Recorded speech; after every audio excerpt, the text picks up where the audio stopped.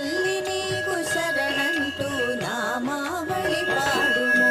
రాజేశ్వరి దేవితో స్మరించుము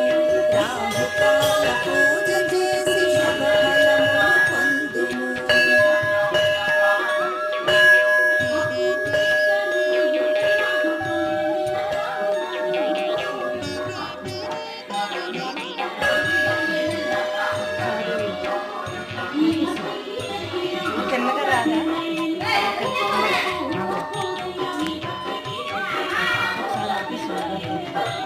ఇక్కడ ఇక్కడ